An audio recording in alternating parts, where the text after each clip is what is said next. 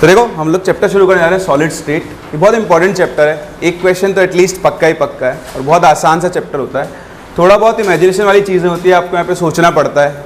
जैसे आप देखोगे पैकिंग वगैरह सीखोगे, लैटिस वगैरह सीखोगे उसके अंदर, तो रियल लाइफ में हम लोग वो नहीं देखते, इसलिए आपको थोड़ा सोचना पड़ेगा। बहुत छोटी छोटी चीज़ें जिनका ध्यान रखना है। और थियोरेटिकल न्यूमेरिकल दोनों टाइप के क्वेश्चन इस पे आते हैं। इन जनरल थियोरेटिकल क्वेश्चन ही ज़्यादा पूछे जाते हैं। तो बहुत आसान सा चैप्टर है, बहुत ईजी, थोड़ा बहुत याद रखने वाला है, बट वो आपको आसानी से याद हो जाएगा, है ना। चलो शुरू करते हैं। देखो सॉलिड स्टेट से 11th क्लास में आप लोग शायद गैसियस स्टेट तो पढ़ ही चुके हो पहले, है ना। पढ़ते हैं अपन लोग 11th के अंदर। लिक्विड और सॉलिड दोनों 12th में कवर करते हैं। पहले अपन सॉलिड स्टेट पढ़ेंगे, इसके बाद अपन लोग लिक्विड सोल्यूशन पढ़ेंगे, वहाँ पे आपका लिक्विड फेज भी कवर हो जाता है। तो सॉलिड स्टेट में सबसे पहले अगर हम सॉलिड की कैरेक्टरिस्टिक्स की बात करें, जो बचपन में आप लोगों ने पढ़ी हुई है, याद है। सॉलिड्स का डेफिनेट वॉल्यूम होता है, डेफिनेट शेप होता है ना। सॉलिड हार्ड होते हैं, ब्रिटल होते हैं, रिजिड होते हैं, मेलिएबल होते हैं, बहुत सारी प्रॉपर्टीज़ होती हैं। वो सब हम बात नहीं करने वाले हैं। हम लोग बेसिकली सॉलिड्स को दो कैटेगरी के अंदर डिवाइड करने वाले हैं। एक आपके पास होते हैं अमॉर्फस सॉलिड, और दूसरे कौन से होते हैं, क्रिस्टलाइन सॉलिड। ये नाम पहले सुना है आपने कभी, कब सुने थे बताओ। हाँ, कार्बन के दो एलोट्रॉप्स होते हैं, दो टाइप के एलोट्रॉप्स, एक अमॉर्फस और दूसरे क्या होते हैं, क्रिस्टलाइन। याद है कुछ क्रिस्टलाइन एलोट्रॉप्स कौन से होते हैं, डायमंड और ग्रेफाइट और ये होता था बकमिंस्टर फुलरिन। ये सब इसके कौन से एलोट्रॉप्स थे, क्रिस्टलाइन एलोट्रॉप्स। अमॉर्फस याद है, कोल, है ना, lamp black. Coke actually carbon को ही बोलते हैं ग्रेफाइट, तो कोक भी ले लो अमॉर्फस फॉर्म के अंदर, ठीक है। तो ये इसके कौन से फॉर्म होते हैं, अमॉर्फस फॉर्म। तो क्या डिफरेंस होता है दोनों के अंदर, इसके और इसके अंदर क्या डिफरेंस होता है, कुछ याद है। इसकी डेंसिटी ज़्यादा होती है, इसकी क्या होती है, कम। इसकी स्ट्रेंथ भी क्या होती है, ज़्यादा, इसकी क्या होती है, कम। तो देखो दोनों ही सॉलिड फॉर्म है, लेकिन दोनों में डिफरेंस होता है। किस चीज़ का डिफरेंस होता है, पैकिंग का डिफरेंस होता है। एटम्स कितना क्लोजली पैक्ड है, एटम जितना क्लोजली और जितना ऑर्डरली अरेंज्ड होंगे, उसकी डेंसिटी, उसकी जो प्रॉपर्टीज़ होंगी वो अमॉर्फस सॉलिड से क्या करती जाएंगी, डिफर करती जाएंगी, ठीक। तो डिपेंडिंग ऑन कि एटम्स एक दूसरे को कैसे अरेंज कर रहे हैं, जो आपके कॉन्स्टिट्यूएंट पार्टिकल्स है वो कैसे अरेंज हो रहे हैं, हम दो तरह के सॉलिड्स डिफाइन करते हैं, एक अमॉर्फस सॉलिड्स और दूसरे क्रिस्टलाइन सॉलिड्स, ठीक। अगर किसी भी लैटिस या किसी भी सब्सटेंस के अंदर, किसी भी सॉलिड के अंदर पार्टिकल्स का रेगुलर अरेंजमेंट का मतलब क्या है, जैसे ये मान लो एक कांस्टेंट पार्टिकल है ए, तो ए के बाद यहाँ पर आया बी, फिर दोबारा कौन आया, ए, फिर कौन आया, बी, फिर ए। इस तरह से पैटर्न रिपीट होता चले। ए के जस्ट एडजेसेंट पोजीशन पे कौन आएगा, बी, फिर कौन आया, ए, फिर आया बी, ए, बी, ए। इस तरह से अगर अरेंजमेंट चलता रहे, बताओ यहाँ कौन आएगा, ए, बताओ यहाँ कौन आएगा, बी, यहाँ कौन आएगा, ए। तो आपको पता है कि पैटर्न क्या हो रहा है, रिपीट हो रहा है। यही अरेंजमेंट है, तो ये अरेंजमेंट रिपीट होता हुआ चलेगा, इसलिए आपको पता है कि यहाँ पर बी के बाद कौन आने वाला है, ए। वहीं अगर मैं एक अमॉर्फस सॉलिड की बात करूं, तो अमॉर्फस सॉलिड के अंदर क्या होगा, देखो ये ए है, ये बी है, अब बताओ आगे कौन आएगा, पता नहीं। सिंपल सा आंसर है, पता नहीं। क्यों, क्योंकि ये कैसा सॉलिड है, अमॉर्फस। इसमें अरेंजमेंट कैसा होता है, रैंडम, कोई ऑर्डर फॉलो नहीं होगा।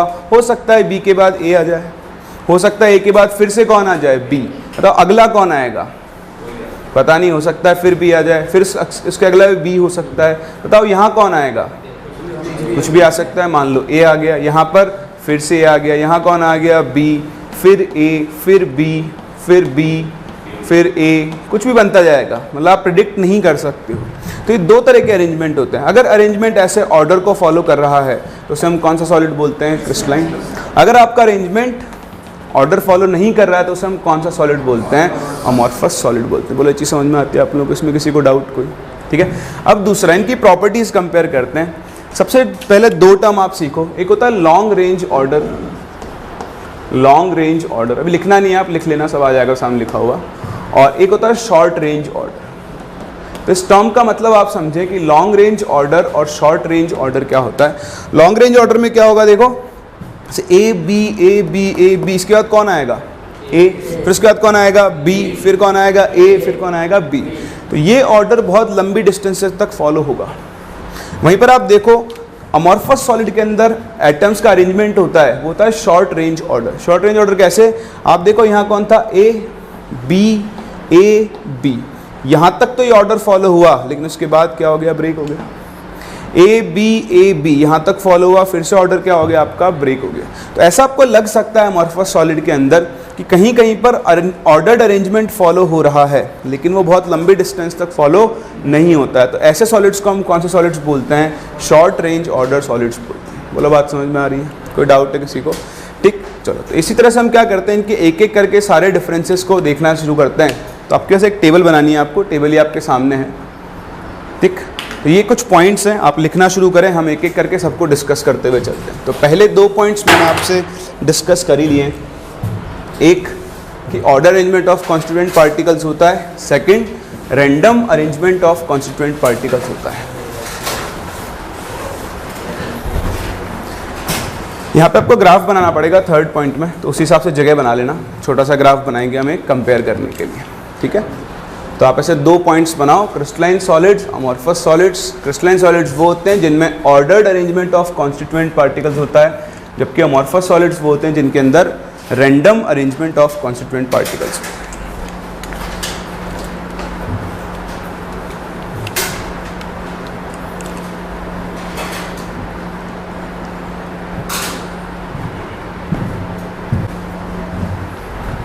तो देखो ये 2 पॉइंट हमने डिस्कस कर लिए। क्रिस्टलाइन सॉलिड्स के अंदर लॉन्ग रेंज ऑर्डर होता है, that is arrangement repeat itself over the entire solid. जबकि यहाँ पर कैसा ऑर्डर होता है आपका, शॉर्ट रेंज। थोड़ी देर के लिए आपको लग सकता है कि एक ऑर्डर चल रहा है, लेकिन थोड़ी देर बाद वो क्या वापस से क्या हो जाएगा, ब्रेक हो जाएगा। थर्ड और वेरी इंपॉर्टेंट पॉइंट, ये प्रॉपर्टी आप ध्यान रखें, जो क्रिस्टलाइन सॉलिड्स होते हैं उनका एक शार्प मेल्टिंग पॉइंट होता है और एक फिक्स्ड हीट ऑफ फ्यूजन होती है। फिक्स्ड क्या होती है बताता हूँ, हीट ऑफ फ्यूजन ही बताता हूँ मैं आपको। जबकि जो आपके अमॉर्फस सॉलिड्स होते हैं वो एक टेम्परेचर की रेंज के ऊपर मेल्ट करते हैं। जैसे आपको बताऊँ, आयरन का मेल्टिंग पॉइंट होता है 1327 डिग्री सेल्सियस।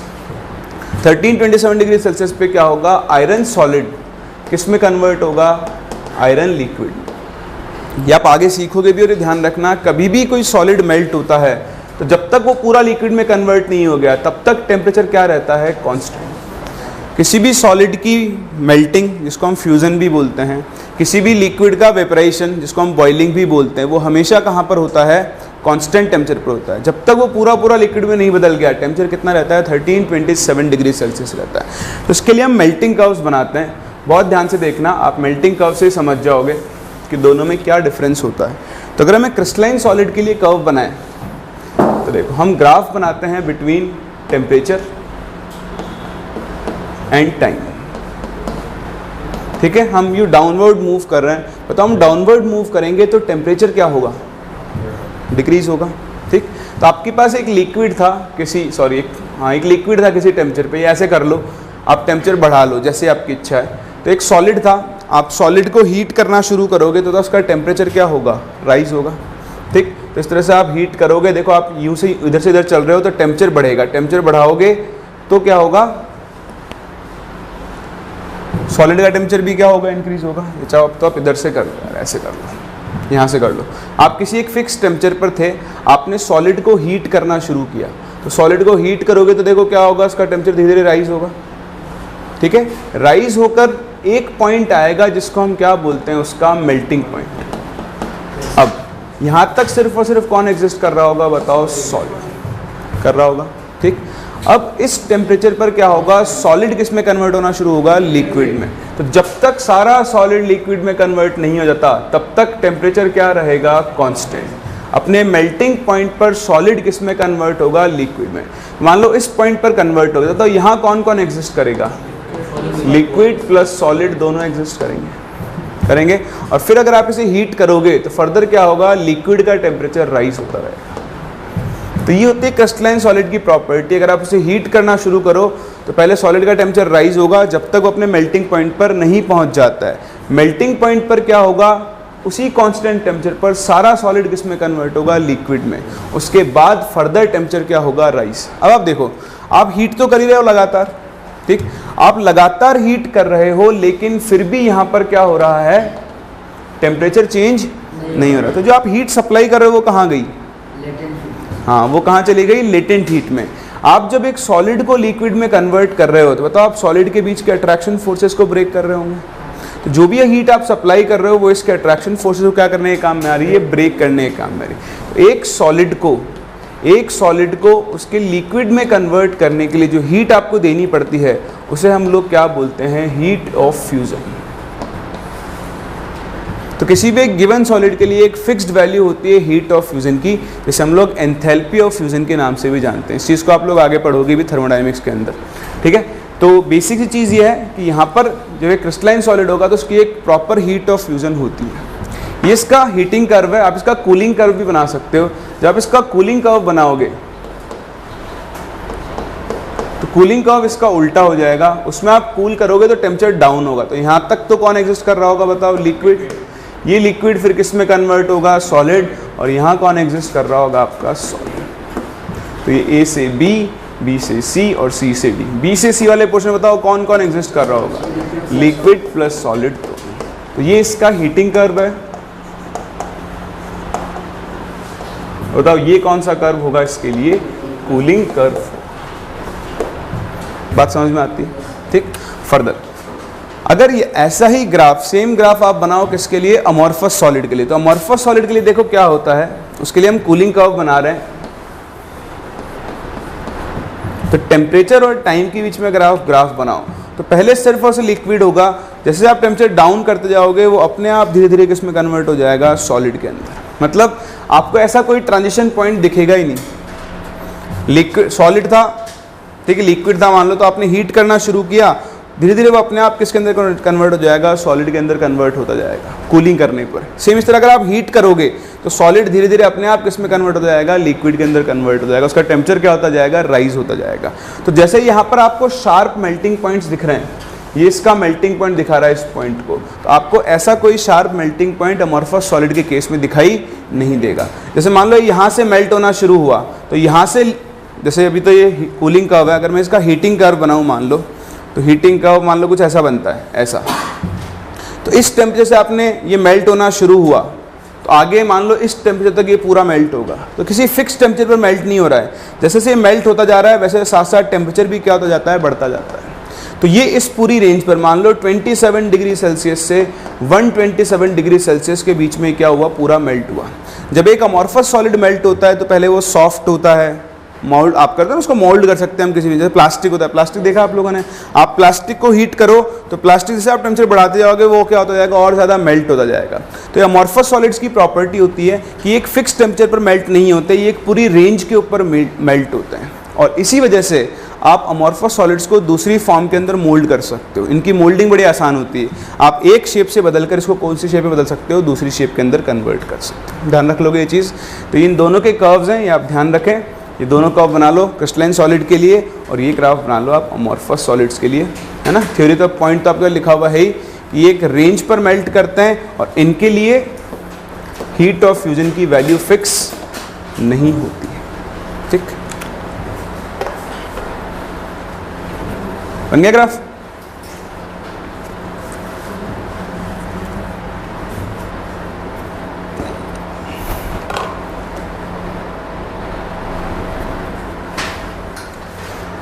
फिर देखो ग्राफ बन गए तो आगे बढ़ते हैं हम लोग।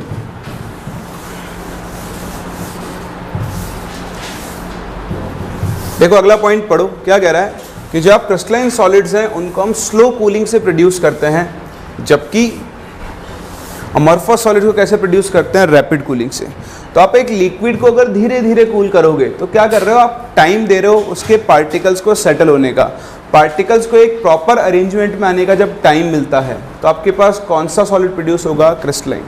अगर आप रैपिड कूलिंग कर दोगे तो आपने क्रिस्टल्स को टाइम ही नहीं दिया, पार्टिकल्स को जैसे थे वैसे के वैसे फ्रीज हो जाएंगे वो तो बस, अगर आपने बहुत तेज़ कूल कर दिया तो ध्यान रखना मेथड्स ऑफ प्रिपरेशन भी होता है इनका। अगर आप स्लो कूलिंग करोगे तो इन जनरल क्रिस्टलाइन सॉलिड्स बनते हैं, अगर आप रैपिड कूलिंग करोगे तो इन जनरल कौन से सॉलिड्स बनते हैं, अमॉर्फस सॉलिड्स बनते हैं। नेक्स्ट ट्रू सॉलिड्स, या फिर इन्हें हम स्यूडो सॉलिड्स और सुपर कूल लिक्विड्स भी बोलते हैं। तो इस प्रॉपर्टी से भी एक बहुत ही इंपॉर्टेंट पॉइंट आता है, एक इंपॉर्टेंट टाइप ऑफ क्वेश्चंस। अगर आपसे कोई कहता है ट्रू सॉलिड, तो वो हमेशा कौन से सॉलिड्स होंगे, crystalline solids. Amorphous solids true solids नहीं होते हैं, और इनका एक और नाम होता है क्या, सुपर कूल्ड लिक्विड्स। इनको हम सुपर कूल्ड लिक्विड्स क्यों बोलते हैं, as they have a tendency to flow, इनकी फ्लो करने की टेंडेंसी होती है। तो आप यहीं पे साथ में लिख देना, amorphous solids have और टेंडेंसी टू फ्लो। ठीक, अब इनकी जो फ्लोइंग टेंडेंसी है उसके ऊपर एक बहुत छोटा सा क्वेश्चन बनता है, हम इसको पॉइंट बना के लिख लेते हैं, और जहाँ टेबल बने उसके साइड में ही पॉइंट बना के लिख लो आप। देखो एक क्वेश्चन बनता है, आप देखते हो ना, जैसे ये गेट अपने पास डोर लगा हुआ है, इसमें ग्लास लगा हुआ है, ग्लास पैनल। तो क्या होता है, बिल्डिंग्स के अंदर, विंडो के अंदर या गेट डोर्स के अंदर आप जो ग्लास पैनल्स लगाते हो, तो जिस दिन वो ग्लास पैनल इंस्टॉल किया जाता है तो उसके अपर एज और उसके लोअर एज दोनों की थिकनेस क्या होती है, सेम होती है। मान लो ये भी 1 mm है ऊपर भी, और ये भी 1 mm है नीचे वाले एज की थिकनेस भी, तो दोनों एज की थिकनेस क्या होती है, सेम होती है। ओवर टाइम 10-15 साल बाद, ऐसा नहीं कि 2-4 दिन बाद ही, 10-15 साल बाद आकर जब आप वापस इन दोनों के थिकनेस को कंपेयर करोगे, आफ्टर अराउंड 15 ईयर्स आप आए, तो आप यहाँ पर देखोगे कि इसके अपर एज और लोअर एज की थिकनेस में क्या आ चुका है, डिफरेंस आ चुका है। लोअर एज की थिकनेस स्लाइटली बढ़ जाती है, मान लो 1.05 mm हो गई, और अपर एज की थिकनेस थोड़ी सी कम हो जाती है, मान लो 0.98 mm हो गई। ऐसा क्यों होता है, क्यों ग्लास विंडोज़ के जो पैनल्स हैं उनकी अपर और लोअर एज की थिकनेस में डिफरेंस आ रहा है? क्योंकि ग्लास कैसा सॉलिड है, एक अमॉर्फस सॉलिड है। वो एग्जांपल लिखे हैं आपके सामने नीचे। तो ग्लास एक अमॉर्फस सॉलिड है, ये क्या करता है, बहुत धीरे धीरे फ्लो करता है, और बहुत धीरे धीरे फ्लो करने की वजह से इनको हम लोग क्या बोलते हैं, सुपर कूल्ड लिक्विड्स। जैसे एक बहुत कूल लिक्विड फ्लो करेगा वैसे ही ये फ्लो करते हैं, और ओवर द टाइम ग्लास यहाँ से आकर यहाँ पर अकोमुलेट होना शुरू हो जाता है। इसलिए लोअर एज की थिकनेस क्या होती है, अपर एज की थिकनेस से ज़्यादा होती है। ठीक है, तो ये आप ध्यान रखना, ये छोटे छोटे क्वेश्चन बोर्ड्स में भी पूछ लेते हैं कभी कभी, और जेई वेई में तो नहीं पूछते हैं खैर, बट हाँ कहीं ना कहीं आपको मिल जाएंगे ऐसे क्वेश्चन। तो आप यहाँ पे एक पॉइंट लिखो, amorphous solids have tendency to flow due to विच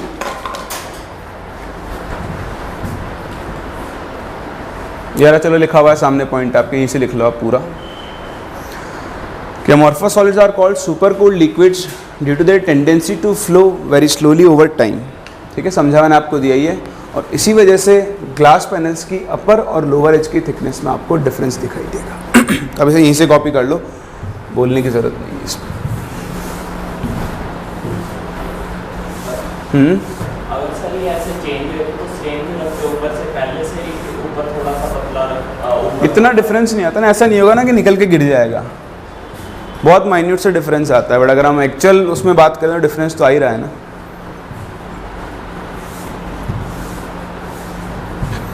इतना डिफरेंस भी नहीं आएगा कि वो मतलब निकल के गिरी जाए या कुछ उससे नुकसान हो,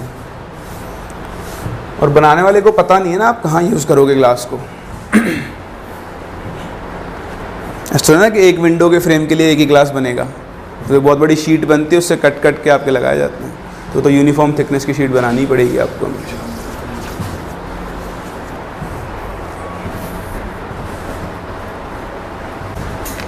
तो देखो उस प्रॉपर्टी के बाद हम मूव करते हैं अपनी अगली प्रॉपर्टी पर। मतलब प्रॉपर्टी क्या है, इनको हमने देख लिया, ट्रू सॉलिड्स हैं, सुपर कूल लिक्विड्स हैं, ये आपके एग्जांपल्स हैं। देखो एक डिफरेंस देखना, क्वार्ट्ज और क्वार्ट्ज ग्लास। ठीक है, वैसे क्वार्ट्ज को भी लोग अमॉर्फस के अंदर ही काउंट करते हैं। जैसे मान लो आपसे अमॉर्फस सॉलिड्स पूछा है और एक ऑप्शन है क्वार्ट्ज, बाकी ऑप्शन है आयरन, कॉपर, जिंक, तो ऑब्वियसली फिर आप किसको टिक करोगे, क्वार्ट्ज को। लेकिन अगर एक ऑप्शन है क्वार्ट्ज और एक ऑप्शन है क्वार्ट्ज ग्लास, तो क्वार्ट्ज ग्लास एक्चुअली क्या होता है, अमॉर्फस होता है। ठीक है, तो ये छोटे मोटे एग्जाम्पल है, थोड़े बहुत आपको ध्यान होने चाहिए। ग्लास हो गया, प्लास्टिक, क्वार्ट्ज ग्लास, रबर, ये सब कैसे होते हैं आपके अमॉर्फस सॉलिड्स। उसके अलावा आपने देखा था कोल हो गया, कोक हो गया, लैम्प ब्लैक हो गया, वो सब भी कौन से सॉलिड्स होते हैं, अमॉर्फस सॉलिड्स। तो छोटा सा थियोरेटिकल पार्ट है जो आपको पता होना चाहिए। ठीक, अब इनके अंदर एक बहुत बड़ी इंपॉर्टेंट प्रॉपर्टी होती है जो मैंने यहाँ पे कवर नहीं की है, आप चाहो तो लिख लेना क्योंकि मैं उसका मतलब समझाऊंगा अब आपको। क्रिस्टलाइन सॉलिड्स जो होते हैं वो नेचर में एनआइसोट्रॉपिक होते हैं। कैसे होते हैं, एनाइसोट्रॉपिक, ये एक टर्म होता है एनआइसोट्रॉपिक। और जो आपके अमॉर्फस सॉलिड्स होते हैं वो नेचर में कैसे होते हैं, आइसोट्रॉपिक।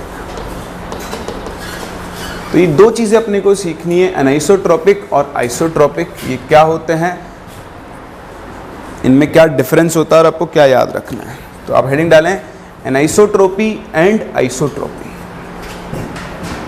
Anisotropy and isotropy. करें शुरू, चलो बहुत ध्यान से देखना, बहुत आसान है ये। बताओ आइसो का मतलब क्या होता है, केमिस्ट्री में आइसो का मतलब क्या होता है? सेम। तो पहले हम आइसोट्रोपिक की बात करते हैं। आइसोट्रोपिक क्या होता है? जैसे आपके पास एक सॉलिड है, ठीक, ये एक सॉलिड रखा हुआ है, आप इस सॉलिड में इधर से इधर मूव करो, एक इधर से इधर मूव करो, बताओ ये ए से बी एक डायरेक्शन हो गई, ए से सी एक डायरेक्शन हो गई।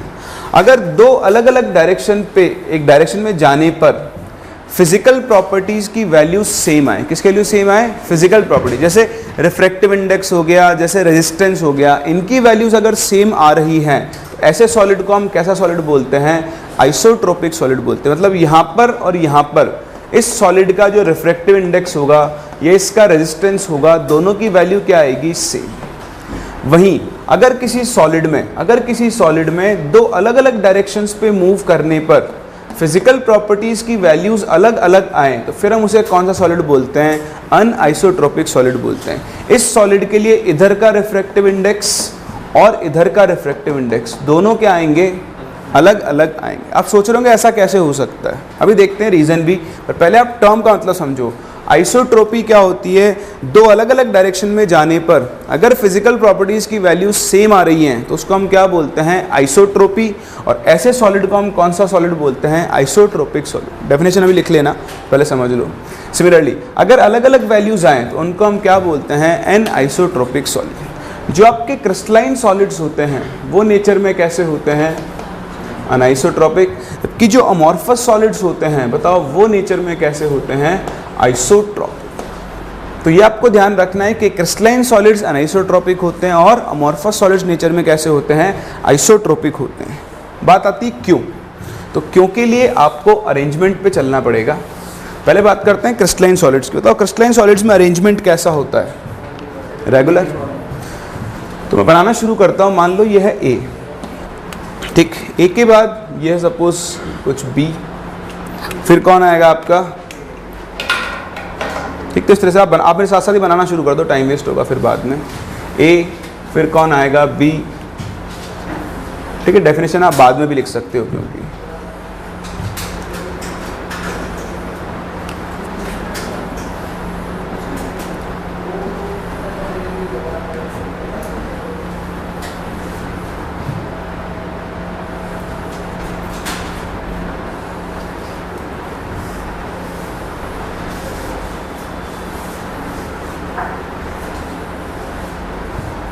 ठीक है। तो ये है, ये बी है, ये फिर कौन आएगा? ए ए ए ए,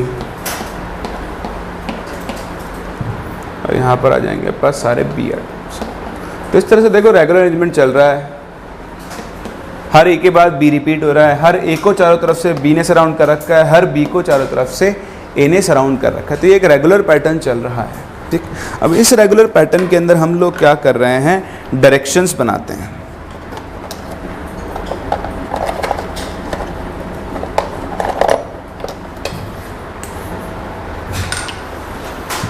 ठीक, तो आप यहां पे देखो, सपोज मेरे पास एक डायरेक्शन तो है ये और एक डायरेक्शन है मेरे पास ये दो अलग अलग डायरेक्शंस हैं, ठीक। अब आप देखो, बताओ इधर इस वाले डायरेक्शन में अरेंजमेंट क्या चल रहा है? बी ए बी, बताओ इसके बाद कौन आएगा? ए, फिर उसके बाद कौन आएगा? बी, ठीक है। बताओ इस डायरेक्शन में अरेंजमेंट क्या चल रहा है? ए, बताओ आगे कौन आएगा? ए, उसके आगे भी कौन आएगा? ए, बोलो आएगा। बताओ इन दोनों डायरेक्शंस में अरेंजमेंट सेम है या अलग अलग है? अलग अलग है। अगर दोनों अरेंजमेंट अलग अलग हैं तो ऑब्वियसली फिजिकल प्रॉपर्टीज की वैल्यूज भी क्या आने वाली है? अलग अलग आने वाली है। तो क्रिस्टलाइन सॉलिड के अंदर क्या होता है? दो अलग अलग डायरेक्शंस के अंदर जो अरेंजमेंट होता है वो भी क्या होता है? अलग अलग होता है। तो डिफरेंट अरेंजमेंट होने की वजह से क्रिस्टलाइन सॉलिड्स के लिए दो अलग अलग डायरेक्शंस में physical properties like refractive index की वैल्यू क्या आएगी? अलग। मेल्टिंग पॉइंट कोई बोल सकते हो क्या आएगा? अलग, क्योंकि अरेंजमेंट क्या है आपका? अलग। रेजिस्टेंस भी क्या आएगा? अलग। लेकिन हमने तो पढ़ा है सॉलिड का रिफ्रैक्टिव इंडेक्स सेम होता है, तो वो एवरेज वैल्यू होती है। उसकी पूरी सरफेस की कौन सी वैल्यू लेकर चलते हैं? हम एवरेज वैल्यू लेकर चलते हैं। अगर आप स्पेसिफिक दो डायरेक्शंस की अलग अलग वैल्यू निकालोगे तो दोनों वैल्यूज क्या आएंगी? अलग अलग। इसी वजह से आपके क्रिस्टलाइन सॉलिड्स कैसे होते हैं? अनआइसोट्रोपिक। कैसे होते हैं? अनआइसोट्रोपिक, क्योंकि इनके लिए दो अलग अलग डायरेक्शन में वैल्यूज क्या आएंगी? अलग अलग आएंगी। वहीं अगर आप अमॉर्फस सॉलिड्स के लिए अरेंजमेंट बनाओ तो आओ फिर से साथ में बनाना शुरू करते हैं, ठीक है। एरो बना लेना, फिर आप, मैं टाइम दे दूंगा आपको। अभी तो आप मेरे साथ साथ ये बनाओ। देखो इधर कौन आएगा, ए। अब बताओ अमॉर्फस सॉलिड में ए के बाद कौन आएगा, तो जो इच्छा है बना दो, तो मैं वापस से यही बना रहा हूँ। फिर मान लो कुछ बी आ गया, फिर से ए आ गया,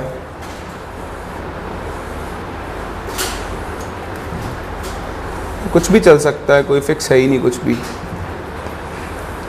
आपकी मर्जी हो, जो बनाते जाओ, कोई फर्क नहीं पड़ेगा।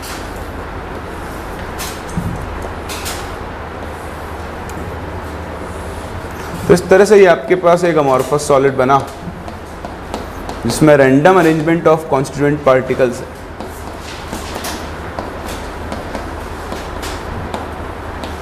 सही है।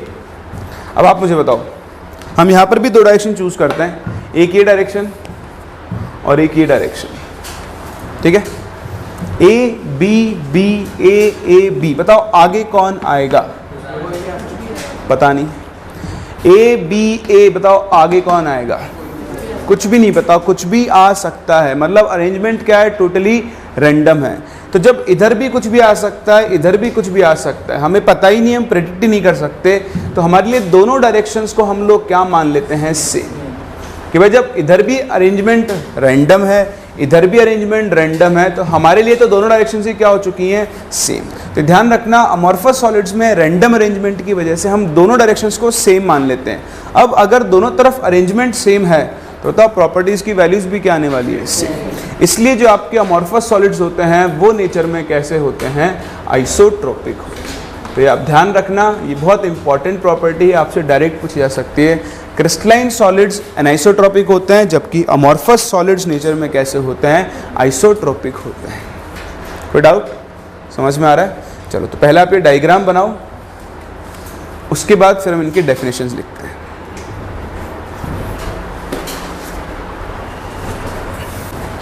चलो फिर देखो डेफिनेशंस की बात करते हैं।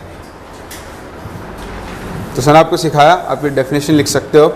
When the values of physical properties like refractive index हो गया, resistance हो गया, have different values in different directions, तो उसे तो हम लोग कौन सा सॉलिड, कौन सी प्रॉपर्टी बोलते हैं, the phenomena is called anisotropy and the solid is known as anisotropic। ठीक, तो जब अलग अलग डायरेक्शंस में अलग अलग वैल्यूज आ रही हैं तो उसे हम एनाइसोट्रोपिक सॉलिड बोलते हैं। और सेम इसी तरह जब अलग अलग डायरेक्शंस में सेम वैल्यूज आएंगी तो उसे हम कौन सा सॉलिड बोलेंगे, आइसोट्रोपिक सॉलिड।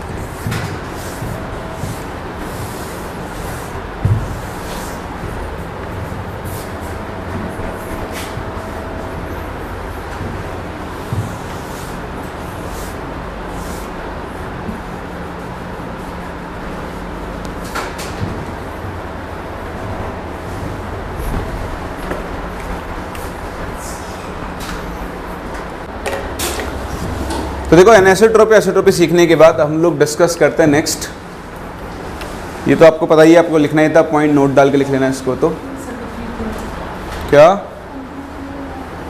ये सब अपन ने डिस्कस कर लिया है ना, सारे पॉइंट्स। ये रीज़न है क्यों एनिसोट्रोपिक होते हैं, क्यों आइसोट्रोपिक होता है। ठीक, तो ये सब अपन ने डिस्कस कर लिया। ये आपके लिखने के लिए नहीं है, एक बार सिर्फ पढ़ लो लैंग्वेज फॉर्म में। मैंने आपको सिखा दिया है कि भाई क्रिस्टलाइन सॉलिड्स के अंदर क्या होता है, अरेंजमेंट ऑफ पार्टिकल डिफरेंट होता है डिफरेंट डायरेक्शंस के अंदर, जबकि अमॉर्फस सॉलिड्स के अंदर क्या होता है, डिफरेंट डायरेक्शंस में अरेंजमेंट क्या होता है आपका, सेम। इसलिए इनको हम आइसोट्रोपिक बोलते हैं, इनको हम क्या बोलते हैं, एनिसोट्रोपिक। चलो नेक्स्ट हम बात करते हैं, अब देखो टाइप्स ऑफ क्रिस्टलाइन सॉलिड्स की। तो ये एक बहुत इंपॉर्टेंट पार्ट है, ये आप लोग केमिकल बॉन्डिंग के अंदर भी सीखते हो, ऑर्गेनिक केमिस्ट्री पढ़ते हो जब। ठीक है, तो टाइप ऑफ क्रिस्टलाइन सॉलिड्स क्या होते हैं, इसके लिए अपने एक छोटा सा चार्ट बनाएंगे।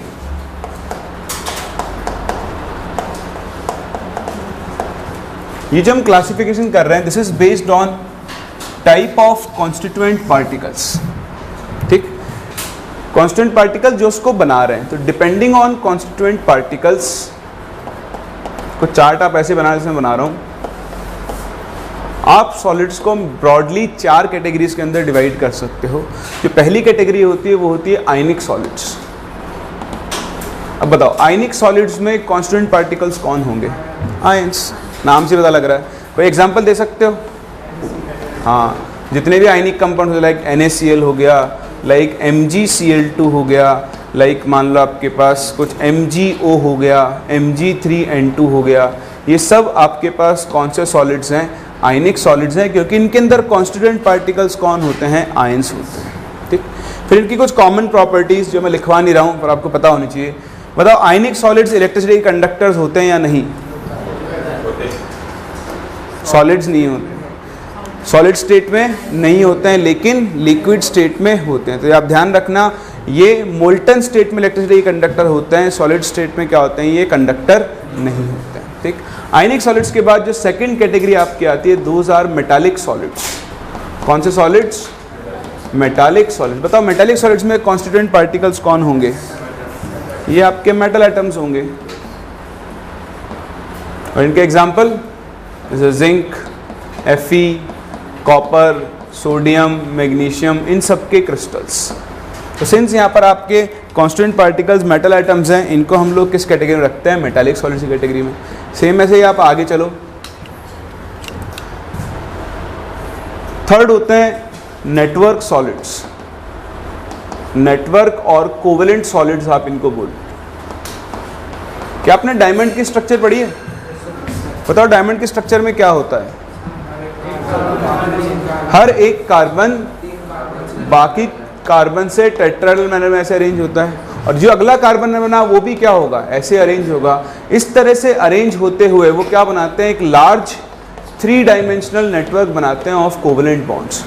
तो सिंस यहाँ पर एक बहुत बड़ा नेटवर्क ऑफ कोवेलेंट बॉन्ड्स होता है, इन्हें हम नेटवर्क सॉलिड्स या फिर क्या बोलते हैं? कोवेलेंट सॉलिड्स के नाम से जानते हैं। तो इनके एग्जाम्पल्स आप थोड़े ध्यान रखना, जैसे आपके पास हो गया डायमंड, सिलिका, सिलिका जानते हो है ना, ग्रेफाइट, ये सब आपके कौन सी कैटेगरी के अंदर आते हैं? नेटवर्क या फिर कोवेलेंट सॉलिड्स की कैटेगरी में। अगर मैं आपसे सिलिका की स्ट्रक्चर की बात करूं तो कुछ ऐसी स्ट्रक्चर होती है, SiO पढ़ा है ना? इस तरह से क्या होता है, आपके पास पैटर्न चलता है पूरा।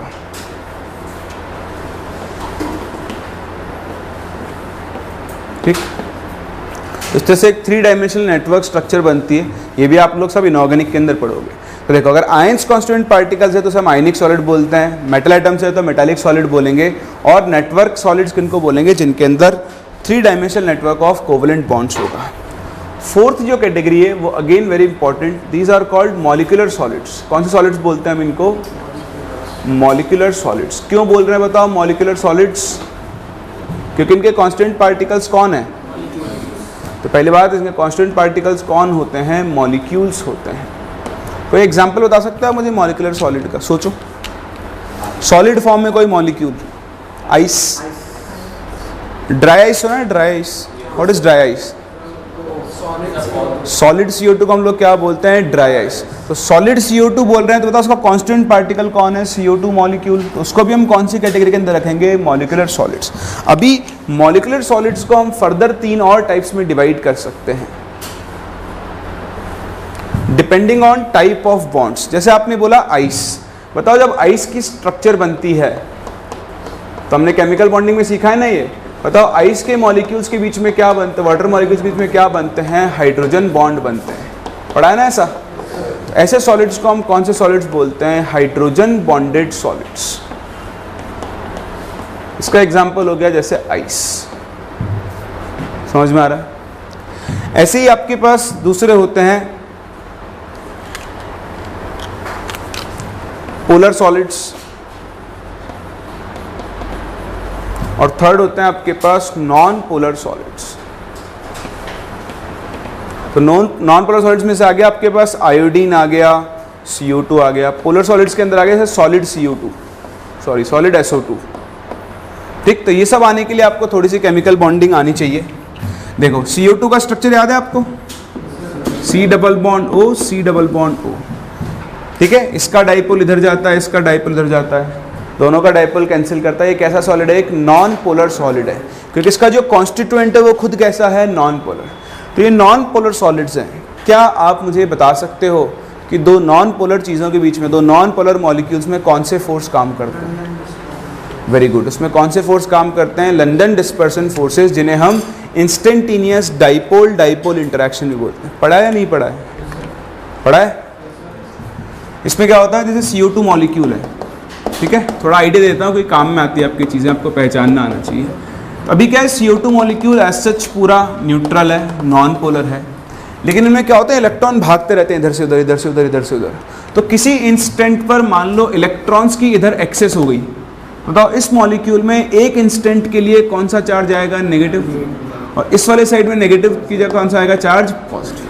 अब इसका नेगेटिव चार्ज, अब देखो यहाँ नेगेटिव, ये मॉलिक्यूल पास पास में है, तो इसके इलेक्ट्रॉन को रिपेल करेंगे, बताओ इसके इलेक्ट्रॉन किधर मूव करेंगे, उस तरफ मूव करेंगे, तो इस वाली साइड पे भी कैसा चार्ज आएगा, पार्शियल नेगेटिव, इस पर कैसा चार्ज आएगा, पार्शियल पॉजिटिव। एक इंस्टेंट के लिए इन दोनों के बीच में देखो डाइपोल जनरेट हो गया, सॉरी उल्टा बोल दिया, इधर चार्ज आएगा पॉजिटिव, इधर चार्ज आएगा नेगेटिव। बताओ क्या नेगेटिव पॉजिटिव एक दूसरे को अट्रैक्ट करेंगे, तो इनके बीच में देखो ये फोर्स जनरेट हो जाएगा, जिसे हम इंस्टेंटेनियस डाइपोल इंटरेक्शन बोलते हैं, या फिर हम इन्हें लंदन डिस्पर्जन फोर्सेस के नाम से भी जानते हैं। बहुत वीक होते हैं, लेकिन दो नॉन पोलर मॉलिक्यूल्स के बीच में हमेशा यही टाइप ऑफ फोर्स एग्जिस्ट करेगा। समझ में आता है? ठीक, तो यहाँ पे आप ये लिखना नॉन पोलर सॉलिड्स के अंदर कौन सा फोर्स काम करता है, तो यहाँ पे आप लिखना इंस्टेंटेनियस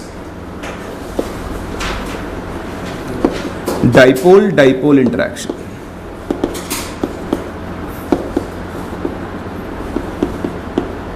या फिर आप इन्हें लंदन डिस्पर्सन फोर्सेस भी बोलते हो।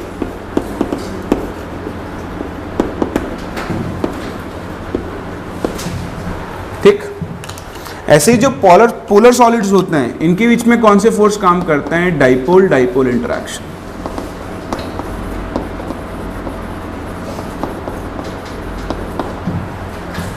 तो आपको मॉलिक्यूल का फॉर्मूला देखकर पहचानना आना चाहिए कि वो कौन सा सॉलिड्स हैं। जो आपको मैंने प्रॉब्लम शीट दी है DPP अपनी 1, उसके अंदर इस टाइप के क्वेश्चंस हैं, आपको ऑप्शन में ढूंढना होगा कि कौन से सॉलिड के अंदर कौन से फोर्स काम कर रहे हैं। तो आज के लेक्चर के साथ आपको जो DPP मिली है उसको आप आज ही कंप्लीट करें, ठीक है, तभी आपको ये लेक्चर, ये थ्योरेटिकल लेक्चर है, ऐसे याद नहीं होते हैं, जब तक इन पर क्वेश्चन नहीं करोगे तब तक आपको ये याद भी नहीं होने वाले, ठीक है। तो याद करवाने का काम मेरा है, अभी तो आप लिखते हुए चलो, कॉपी करो, फिर इसमें हम और आगे बातें करते हैं।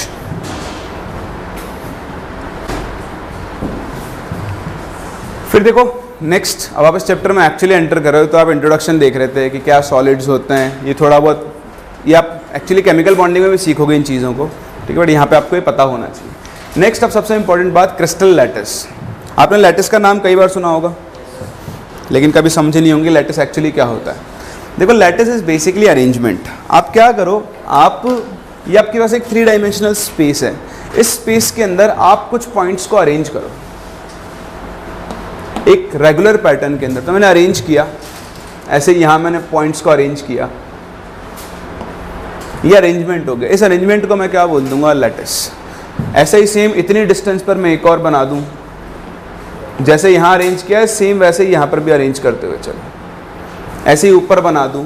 तो इस तरह से अगर मैं पॉइंट्स को 3 डायमेंशनल स्पेस के अंदर रेगुलरली अरेंज कर रहा हूं, तो इस अरेंजमेंट को हम लोग क्या बोलते हैं, एक लैटिस। बात नंबर 1, ये जो पॉइंट्स आप अरेंज कर रहे हो, इन पॉइंट्स को हम लोग किस नाम से जानते हैं, लैटिस पॉइंट्स के नाम से जानते हैं। ठीक, ये लैटिस पॉइंट्स एटम्स को रिप्रेजेंट कर सकते हैं, मॉलिक्यूल्स को रिप्रेजेंट कर सकते हैं, या फिर आयंस को। कहने का मतलब ये lattice points basically constituent particles को रिप्रेजेंट करते हैं। किसको रिप्रेजेंट करते हैं, कॉन्स्टिट्यूएंट पार्टिकल्स। जैसे मैं आपसे बात करूं जिंक के लैटिस की, तो बताओ ये लैटिस पॉइंट किसको रिप्रेजेंट कर रहे होंगे, जिंक एटम को। मैं आपसे बात करूं NaCl के लैटिस की, तो बताओ लैटिस पॉइंट किसको रिप्रेजेंट कर रहे होंगे, Na+ एंड Cl- आयंस को रिप्रेजेंट कर रहे हो। मैं आपसे बात करूं CO2 के सॉलिड की, तो बताओ लैटिस पॉइंट किसको रिप्रेजेंट कर रहे होंगे, एक CO2 मॉलिक्यूल। बात समझ में आ रही है? तो कभी ये मत सोचना आप आगे जाकर कि ये लैटिस है, इसमें इस पॉइंट पर CO2 कैसे आ सकती है। अगर वो CO2 का लैटिस है तो हर पॉइंट किसको रिप्रेजेंट कर रहा है, एक CO2 मॉलिक्यूल को रिप्रेजेंट कर रहा है। बोलो बात समझ में आती है? चलो, तो इस तरह से हम डिफाइन करते हैं लैटिस पॉइंट। बात नंबर 3, 2 बात तो हो गई, एक अरेंजमेंट, एक ये। अगर आप इन पॉइंट्स को स्ट्रेट लाइन से जोड़ना शुरू कर दो, तो जो स्ट्रक्चर बन के आती है वो आपको उस लैटिस की ज्योमेट्री देगी। ठीक, जैसे ये आया,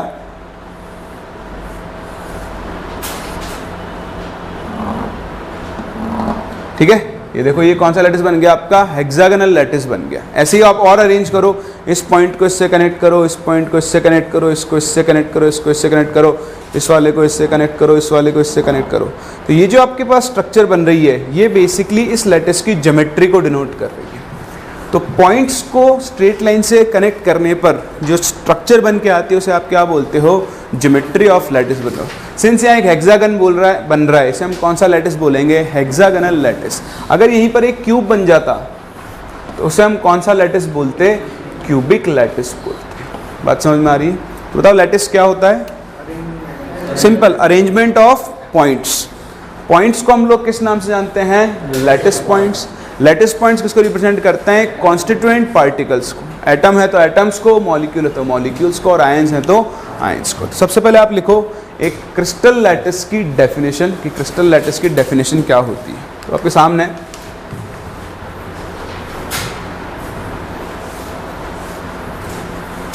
कि regular arrangement of points in 3 dimensional space is called a lattice. पहली चीज।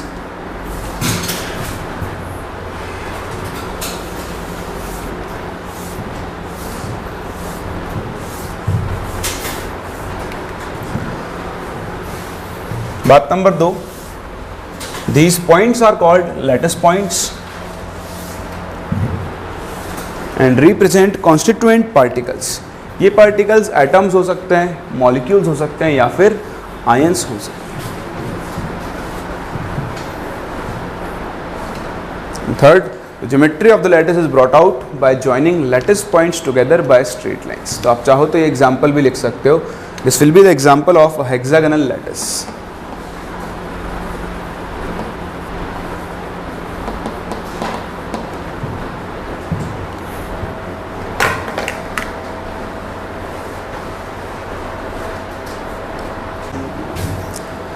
तो देखो लैटिस की प्रॉपर्टीज़ को डिफाइन करने के बाद लैटिस क्या होता है, हम लोग मूव करते हैं अपने अगले और बहुत ही इंपॉर्टेंट टर्म पे, यूनिट सेल। देखो यूनिट सेल क्या होती है, बहुत आसान है। अगर आप इसकी डेफिनेशन की बात करो कि किसी भी क्रिस्टल की वो सबसे छोटी यूनिट जिसको बार बार रिपीट करने पर पूरा लैटिस जनरेट हो जाए उसे हम लोग क्या बोलते हैं, उसका यूनिट सेल। फॉर एग्जाम्पल हम इस रूम की बात करें तो ये रूम किससे मिलकर बना है, ब्रिक्स। हर एक ब्रिक को आपने अरेंज करना शुरू किया 3 डायमेंशनल स्पेस के अंदर, तो क्या जनरेट हो गया आपका पूरा का पूरा रूम। बताओ उस ब्रिक को आप लोग क्या बोल सकते हो, एक यूनिट सेल। आप ये ध्यान रखना, एक यूनिट सेल एक क्रिस्टल की छोटी सी फोटो होती है। यूनिट सेल क्रिस्टल और यूनिट सेल दोनों दिखने में क्या होंगे, एग्जैक्ट एक जैसे, लेकिन क्रिस्टल बहुत बड़ा होगा और यूनिट सेल क्या होगा, बहुत छोटा होगा। तो मैं आपको एग्जाम्पल दूँ, जब तक मैं एग्जाम्पल बनाता हूँ तब तक आप इसकी डेफिनेशन लिख लें कि the smallest portion of the crystal lattice which on repeating in 3D generates the entire crystal and it is referred as the smallest picture of the lattice। ठीक है, तो मेरी ड्राइंग ऐसे तो इतनी अच्छी नहीं है, इसलिए मैं थोड़ी कोशिश ही कर सकता हूँ।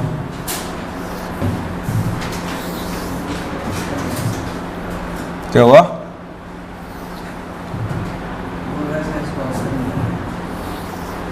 क्या करो, ऑस्कर मिला हुआ ड्राइंग में।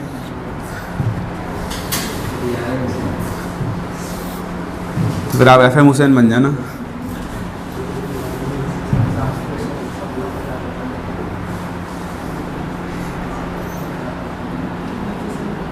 क्योंकि जैसे एक परफेक्ट क्यूब नहीं है, कोई बात नहीं, क्यूबिक लैटिस भी नहीं है, ये क्यूबॉइड है ना। जैसे मान लो ये एक लैटिस है, अब मैं क्या करूं, इस लैटिस के टुकड़े करना शुरू करता हूं। ठीक, लिख लिया आप लोगों ने? तो एक बार देखो, इस पॉइंट से इसको काटते हैं हम लोग, है ना, 2 टुकड़े करते हैं इसके प्रॉपर। बताओ ये दोनों पोर्शन एक जैसे हैं या नहीं है? तो इसके टुकड़े और करते हैं।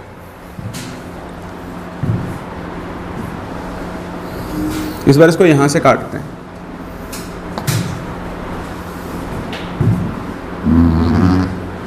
बताओ चारों टुकड़े सेम है या नहीं हैं? फिर इसके और टुकड़े करो, इस बार यहां से करते हैं।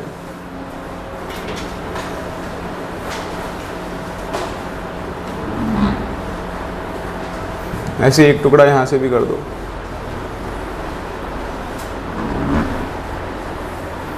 बताओ जितने टुकड़े किए वो सबके सब सेम है या नहीं है?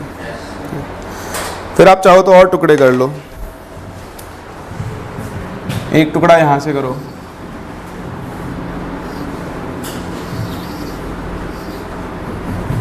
एक यहाँ से करो, थोड़ा गलत चला गया, चलो कोई नहीं, समझने वाली बात है। बताओ सारे टुकड़े सेम हैं या फिर नहीं? इस तरह से आप इसको काटते हुए चलो, वो जो लास्ट टुकड़ा होगा, जो सबसे छोटा टुकड़ा जो सेम है, जो एग्जैक्ट इसी बड़े वाले क्रिस्टल है, जो वाइट क्रिस्टल बना हुआ है इसी का एग्जैक्ट रेप्लिका है, बट वो क्या है, सबसे छोटा है, उसे हम लोग क्या बोलते हैं, यूनिट सेल। फॉर एग्जाम्पल अगर मैं बात करूं, चलो मैं यहीं तक काट सकता हूं मान लो, तो ये जो एक बॉक्स बन रहा है ये वाला, this will be my unit cell, और इसको मैं बार बार अगर अरेंज करना शुरू कर दूं तो मेरे पास क्या बन जाएगा, एंटायर लैटिस। तो ये आप ध्यान रखना, आगे चल के हम अभी यूनिट सेल के टाइप्स पढ़ेंगे। कभी भी आपसे बोला ना यूनिट सेल, तो यूनिट सेल कभी भी अकेला नहीं होता है, उसके चारों तरफ क्या होते हैं, एग्जैक्ट वैसे के वैसे ही क्या होते हैं, यूनिट सेल। जब हम स्टडी कर रहे हैं तो हम क्रिस्टल को स्टडी करते हैं, तो कभी भी यूनिट सेल अकेला नहीं होगा, उसके इधर भी यूनिट सेल होगा, इधर भी होगा, आगे भी होगा, पीछे, ऊपर, नीचे, हर तरफ क्या प्रेजेंट होंगे, यूनिट सेल्स प्रेजेंट। बताओ डिफरेंस समझ में आता है यूनिट सेल और लैटिस के अंदर? यूनिट सेल को बार बार रिपीट करने पर क्या बनता है आपका, लैटिस। दिखने में यूनिट सेल और लैटिस दोनों क्या होते हैं, एक जैसे होते हैं। ठीक, चलो इतना सीखने के बाद, ये डायग्राम आपकी इच्छा है बनाना चाहते हो ना, कोई ज़रूरी नहीं है, ठीक है, ये आपको एनसीईआरटी में मिल जाएगा, कहीं पर भी मिल जाएगा डायग्राम, तो समझाने के लिए आपको कि इस तरह से हम क्रिस्टल, लैटिस और यूनिट सेल को डिफर करते हैं। इसके बाद जो सबसे इंपॉर्टेंट चीज़ है, that is characteristics of unit cell. एक यूनिट सेल को हम कैरेक्टराइज कैसे करते हैं, तो ध्यान देना। जैसे मैं क्यूबिक यूनिट सेल का एग्जाम्पल लेता हूँ, मेरे पास ये एक यूनिट सेल है दोबारा से, ठीक है, चलो मैं क्या आपको यहीं दिखा देता हूँ मैं। ये देखो, ये एक यूनिट सेल है, बनाने में टाइम लगेगा। ये क्यूबिक यूनिट सेल मान लिया हम लोगों ने। तो यहाँ पर तीन चीज़ें हैं, ये है एक्स एक्सिस, ये है आपकी वाई एक्सिस, और ये है आपकी जेड एक्सिस। ठीक, तो तीन चीज़ें होती हैं, ओवरऑल 6 चीज़ें होती हैं। एक तो होते हैं edges, edge A, edge B और एज सी। किसी भी यूनिट सेल को कैरेक्टराइज करने के लिए, बताने के लिए कि कौन सा यूनिट सेल है, आपको तीन चीज़ें पता होना चाहिए, एक ए, एक बी और एक सी। तो इनको तो हम क्या बोलते हैं, एजेस। सेकंड होता है इंटरफेशियल एंगल्स। तो ऑर्डर ध्यान रखना, ए और बी के बीच के एंगल को हम क्या बोलते हैं, गामा। बी और सी के बीच का एंगल क्या होता है, अल्फा। और सी और ए के बीच का एंगल क्या होता है, बीटा। ये थोड़ा डिफरेंट है, बट ये ऐसे ही होता है, ये पैटर्न है इसका। तो ए और बी उल्टा चलना है आपको। अभी आज तक आप सोचते होंगे कि ए और बी में अल्फा ही आना है, तो उल्टा चलो, ए और बी में क्या आएगा, गामा, फिर आप साइकिल बना लो, बी से सी में क्या आएगा, बीटा, और सी से ए में क्या आएगा आपका, गामा। तो इन 6 चीज़ों के बेसिस पर हम एक यूनिट सेल को क्या करते हैं, कैरेक्टराइज करते हैं। तो अभी मैं आपको इसको एक्सप्लेन नहीं कर पाऊंगा, क्योंकि अभी हम थोड़ा सा आगे चल के क्रिस्टल सिस्टम पढ़ेंगे, वहाँ आपके ये काम में आएगा। तो अभी आप सिर्फ डायग्राम बना सकते हो, एजेस और इंटरफेशियल एंगल्स, ये 6 चीज़ों से हम क्या करते हैं, एक यूनिट सेल को कैरेक्टराइज करते हैं। जैसे मान लो एक यूनिट सेल है क्यूबिक, तो क्यूबिक के लिए सारे एजेस क्या होंगे, सेम, क्यूब के सारे साइड सेम होते हैं। और ये जो तीनों एंगल्स होंगे, वो तीनों एंगल कितने होंगे, 90 डिग्री। तो अगर ऐसा हुआ तो ये कैसा यूनिट सेल होगा, क्यूबिक। जैसे हेक्सागन, हेक्सागन में क्या होगा, 2 एजेस तो सेम होंगे, लेकिन तीसरा सेम नहीं होगा, है ना। ऊपर नीचे 2 हेक्सागन बनेंगे, उनको कनेक्ट करोगे ऐसे, तो ये वाला एज, ये वाला एज, ये वाला एज तो सेम होगा, लेकिन ये वाला एज क्या होगा, अलग होगा। 2 एंगल्स अंदर के 90 डिग्री होंगे, ये वाला एंगल्स, लेकिन एक एंगल कितना होगा, 120 डिग्री होगा। तो जैसे जैसे एजेस की वैल्यू और एंगल्स की वैल्यू बदलेगी, वैसे वैसे यूनिट सेल का टाइप भी क्या होता है, बदलता है। तो अपन आगे कवर करेंगे, अभी तो आप सिर्फ इतना सा लिख के छोड़ दो कि हम एक यूनिट सेल को 6 चीज़ों से कैरेक्टराइज करते हैं। एक उसकी एजेस, और दूसरा उसके इंटरफेशियल एंगल्स। ठीक है, ये एक्स वाई जेड बना लेना।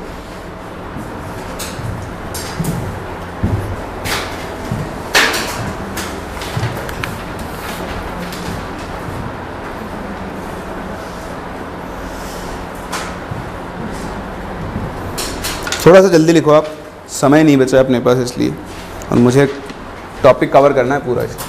ठीक है, लिख लेना। चलो देखो, अभी टाइम दे दूंगा मैं आपको आगे। ये प्रॉपर्टीज़ हैं एंगल्स, कौन कौन सा एंगल किस किस के बीच में, जो हमने डिस्कस कर ही लिया है। ठीक है, तो देखो dimensions along the edges A B C होते हैं, एंगल्स अल्फा बीटा गामा होते हैं, और हर यूनिट सेल के लिए ए बी सी और अल्फा बीटा गामा में एक रिलेशन होता है जिससे आपके क्रिस्टल सिस्टम जनरेट होते हैं। तो सब क्या होता है ये मैं आपसे थोड़ी देर बाद डिस्कस करूंगा। ठीक, चलो नेक्स्ट हम मूव करते हैं टाइप्स ऑफ यूनिट सेल के ऊपर। तो overall 4 type of unit cell आपको पढ़ने होते हैं, जिसमें पहला है प्रिमिटिव। प्रिमिटिव बोलते हैं इसको, सिंपल यूनिट सेल भी बोलते हैं। इन जनरल प्रिमिटिव वर्ड ज़्यादा अच्छा है तो आपको यूज़ करना चाहिए।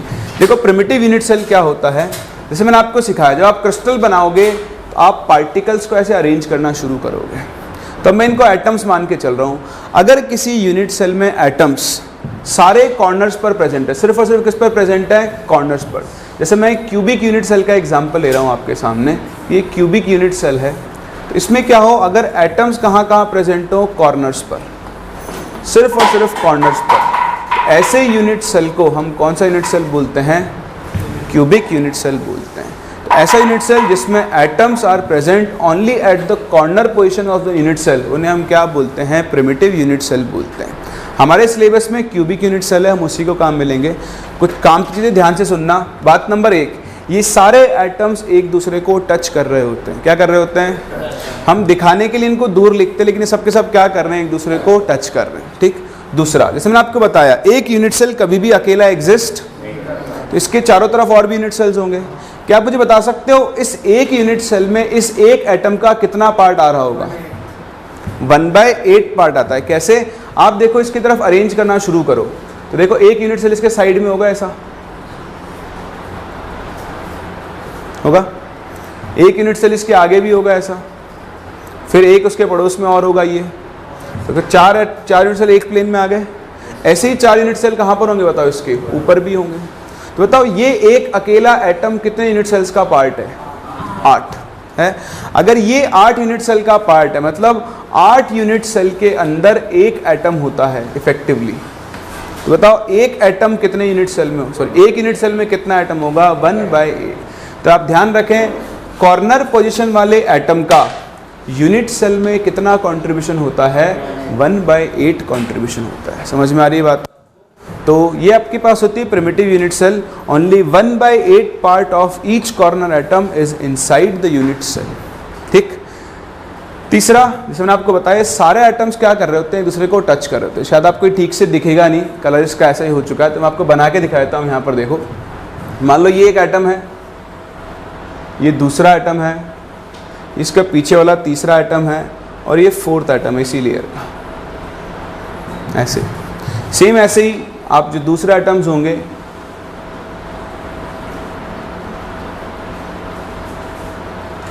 तो आप इन सारे एटम्स के सेंटर को मैच करो। देखो इसका सेंटर, इसका सेंटर, इसका सेंटर, इसका सेंटर,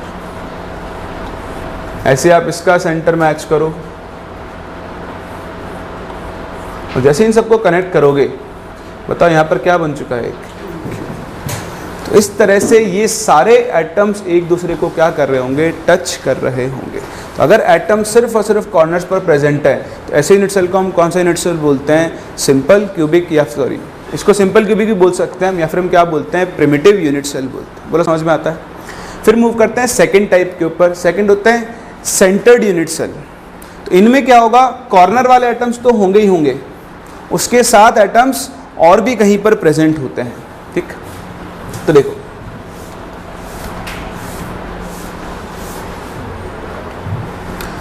बॉडी सेंटर्ड, इसमें क्या होगा, मैं वही फिर से क्यूब का ही एग्जांपल ले रहा हूँ।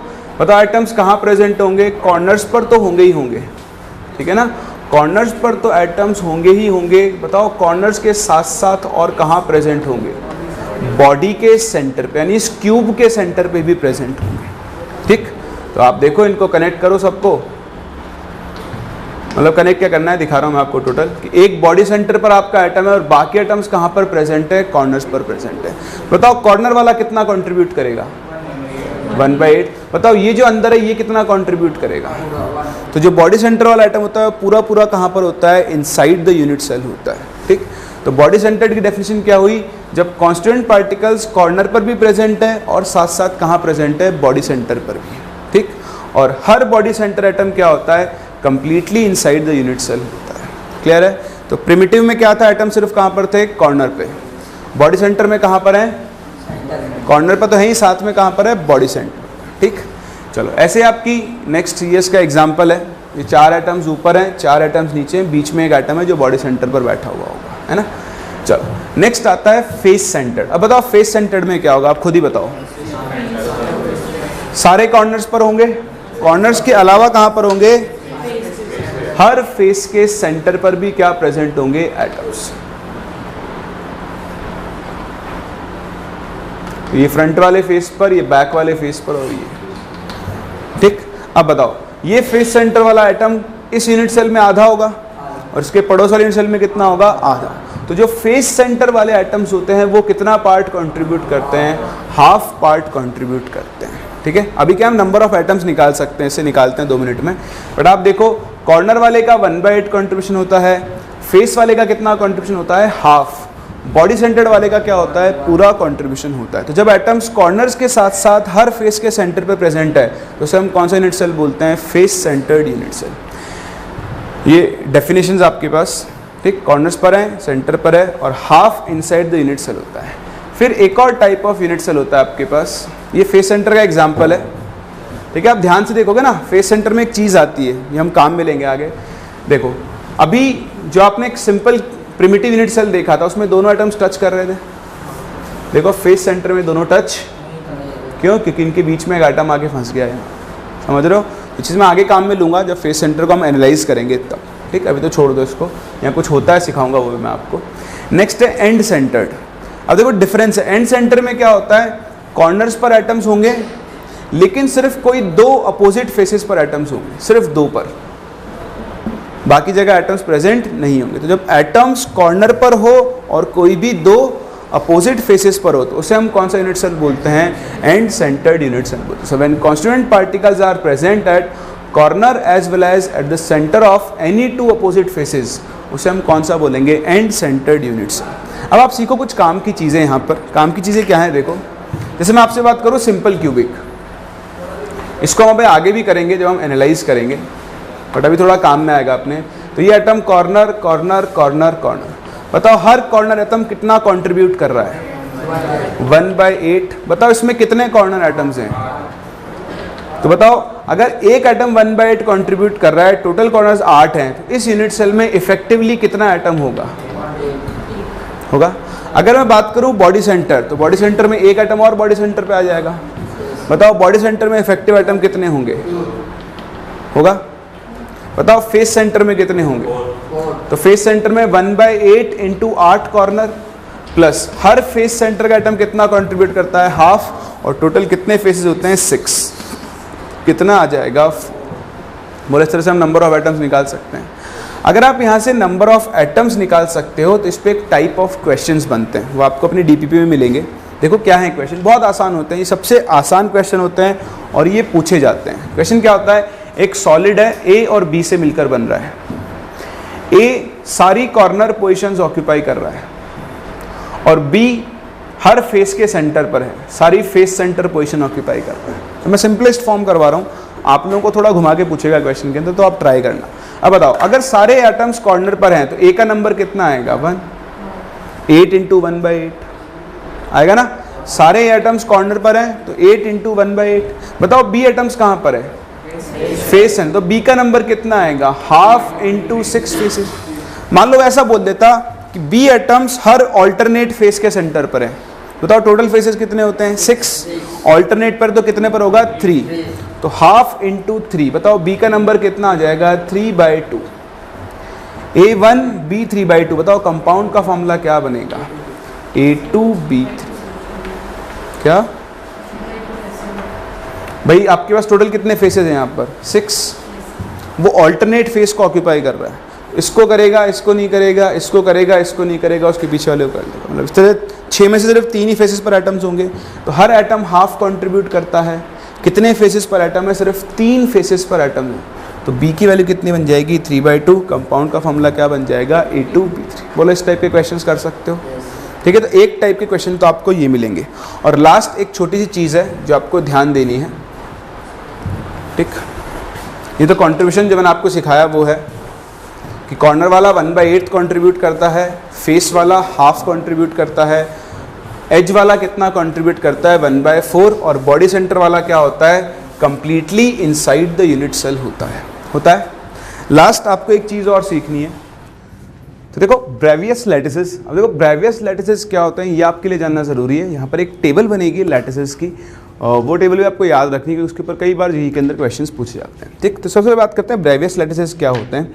देखो हम लोगों ने बात की यूनिट सेल के बारे में। किसी भी यूनिट सेल के जो मेन कैरेक्टरिस्टिक होते हैं वो होते हैं उसकी एज लेंथ और होते हैं उसके इंटरफेशियल एंगल्स, ठीक। ये हम लोगों ने डिस्कस कर ही लिया है। तो ऑन द बेसिस ऑफ जो आपके पास देखो ना यूनिट सेल बनाया था,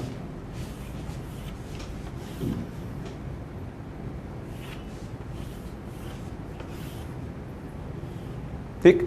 तो ये आपके एजेस हो गए मान लो A B C, और इनके बीच में जो एंगल्स हैं अल्फा, बीटा और गामा।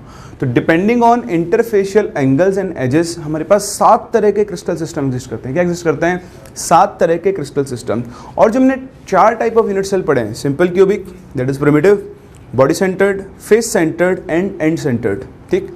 तो इनके हिसाब से क्या होता है 7 क्रिस्टल सिस्टम और 4 यूनिट सेल, इन सबको कंबाइन करके दुनिया में जितने भी टाइप के लैटिसेस एग्जिस्ट करते हैं उन्हें हम कौन से लैटिस बोलते हैं ब्रेवियस लैटिसेस बोलते हैं। तो ओवरऑल आपके पास 14 टाइप्स के लैटिसेस एग्जिस्ट करते हैं जिनको हम किस नाम से जानते हैं ब्रेवियस लैटिसेस के नाम से जानते हैं। तो ध्यान दें depending on edges and interfacial angles there exist 7 types of crystal system, and based on the type of unit cell there exist overall 14 types of lattices। तो 7 तरह के तो क्रिस्टल सिस्टम है और उनके अंदर जितने यूनिट सेल एग्जिस्ट करते हैं उनके हिसाब से टोटल आपके पास 14 टाइप्स ऑफ कौन से लैटिस होते हैं ब्रेवियस लैटिसेस होते हैं। तो ब्रेवियस लैटिस क्या होते हैं पहले तो आप ये ध्यान रखें। दूसरा आपको याद भी रखना होगा क्रिस्टल सिस्टम और उसके अंदर एंगल्स, एजेस, इन सब की वैल्यूज़। तो देखो इसके लिए हम एक छोटी सी टेबल बनाएंगे। टेबल में हम लोग यहाँ पे क्या रखेंगे, यहाँ पे तो आपका रखेंगे आपके लिए क्रिस्टल सिस्टम का नाम, ठीक। एक ट्रिक सिखाऊंगा मैं, उस ट्रिक को आप ध्यान रखना। यहाँ पर हम बात करेंगे एजेस की कि उस क्रिस्टल सिस्टम में एजेस का क्या रिलेशन है। फिर हम बात करेंगे इंटरफेशियल एंगल्स की,